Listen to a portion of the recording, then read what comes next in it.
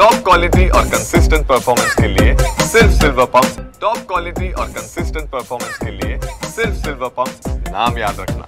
मालेगाव शहरातला असलेला भुईकोट किल्ला आता कुठेतरी अतिक्रमणाच्या विळख्यात सापडले आहे। त्या पार्श्वभूमीवर मालेगाव शहरातील काही सामाजिक संघटना, सामाजिक कार्यकर्ते आता लोकायुक्त यांच्या दालनात गेलेले आहेत। लोकायुक्तांच्याकडे यांनी याचिका दाखल केली। त्या पार्श्वभूमीवर याचिका दाखल केल्यानंतर जिल्हाधिकारी, अपर जिल्हाधिकारी आणि यांच्या मार्फत महसूल आणि महापालिका आयुक्त यांच्या मार्फत चौकशी देखील करण्यात आली। आयुक्त प्रशासनामार्फत अतिक्रमण असल्याचे निष्पन्न देखील झाले। त्या पार्श्वभूमीवर मालेगाव शहरातील भुईकोट किल्ल्याच्या बुरुजाच्या बाजूला असलेला अतिक्रमण काढण्यासाठी उच्च लोकायुक्त यांनी आदेश देखील देण्यात आलेले आहेत। पण त्या पार्श्वभूमीवरती आतापर्यंत कुठल्या प्रकारची कारवाई होताना मात्र प्रशासनामार्फत दिसून येत नव्हती ना। आणि आताच काही दिवसापूर्वी मालेगाव शहरातील तहसीलदार यांच्या मार्फत शेकडो अतिक्रमण धारकांना बुरुजाच्या भोवती असलेल्या या अतिक्रमण धारकांना तहसीलदारामार्फत नोटिसा जारी करण्यात आल्या। त्या पार्श्वभूमीवरती कुठेतरी येणाऱ्या काळामध्ये बुरुजातील अतिक्रमण निघेल असं कुठेतरी किल्ला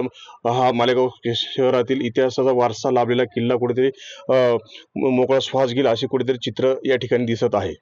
मनोहर शेवाळे, TV9 मराठी, मालेगाव।